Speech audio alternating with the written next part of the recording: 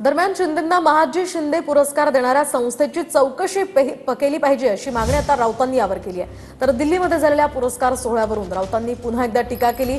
तर राऊतांना साधा भांडू भूषण पुरस्कार देखील मिळालेला नाही अशी जहरी टीका यावर नरेश म्हस्केंनी केली आहे।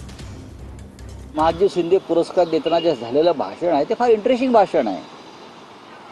असं महाराष्ट्राला काय पुढे नेलं? महाराष्ट्रामध्ये पैशाचं राजकारण करणारे हे लोक आहेत। महाराष्ट्रामध्ये सत्तेचा गैरवापर करून धमक्या देऊन लोकांना फोडणारे हे लोक आहेत। दिल्ली पुढे झुकणारे हे लोक आहेत। दिल्ली पुढे सरपटणारे हे लोक आहेत। त्यांना महादजी शिंदेच्या नावानं कोण पुरस्कार देत असेल तर त्या संस्थेची चौकशी व्हायला पाहिजे। त्यांना इतिहास माहिती आहे की नाही? यांना काय पवार साहेबांनी ठेवलंय काय की माझी उत्तरं द्या? त्या महादजी शिंदे यांचे वारस ज्योतिराज शिंदे यांचं भाषण ऐका तुम्ही आणि त्यानंतर अशा पद्धतीच्या टीका करा।